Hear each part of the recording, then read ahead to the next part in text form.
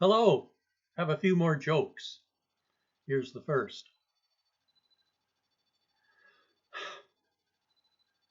The saddest thing I have had to come to grips with in my old age is that brain cells die off, never to return.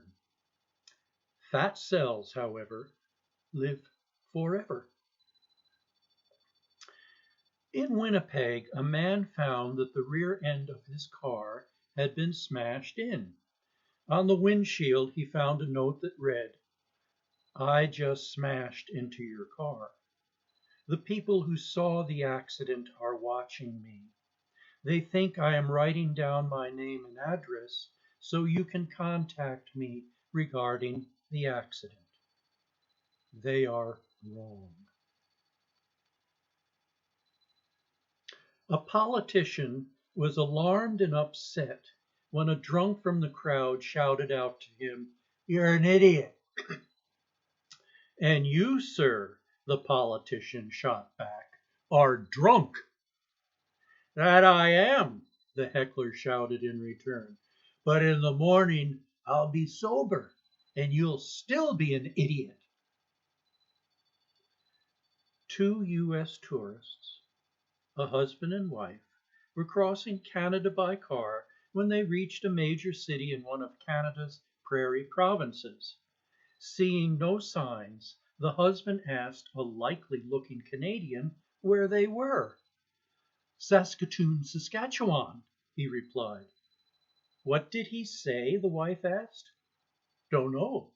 He doesn't speak English."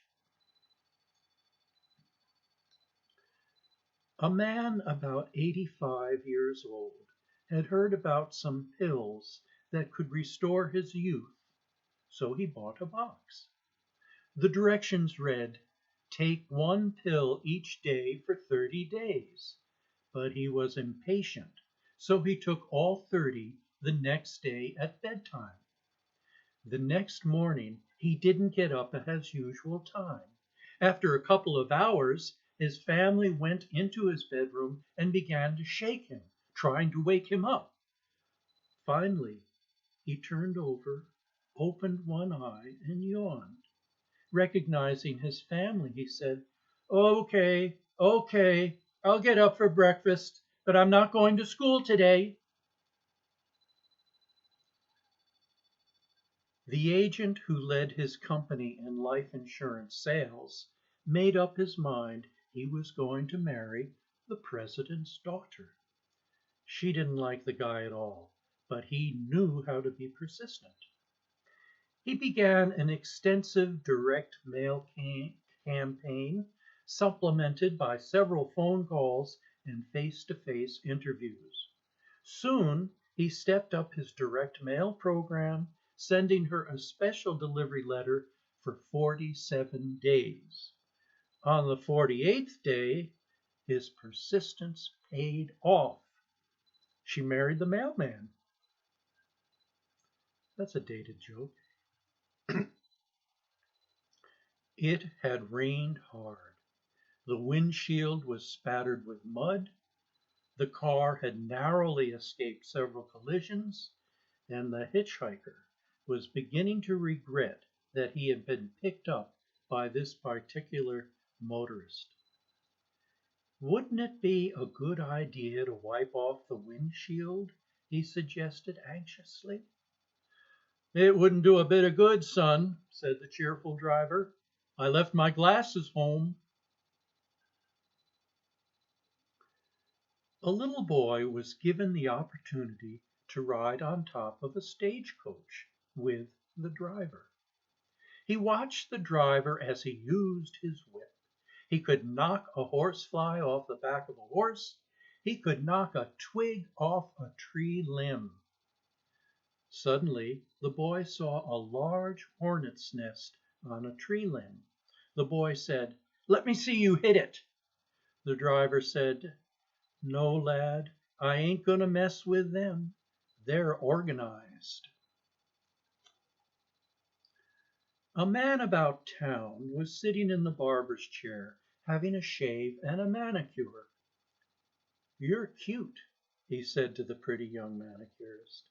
How about a date tonight?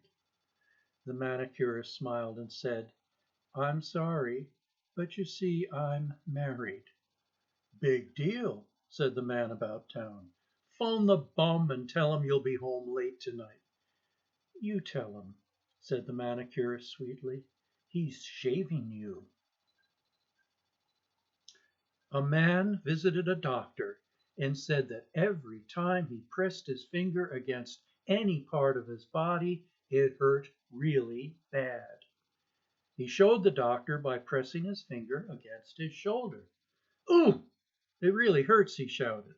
Then he pressed his finger against his stomach. That really hurts too, he sighed. Then he pressed his leg. That really hurt, he moaned. The doctor examined him thoroughly and said, I can't find anything wrong with your shoulder, leg, or stomach, so I'm going to refer you to a specialist. He went to the specialist who examined him and said, Friend, you have a broken finger.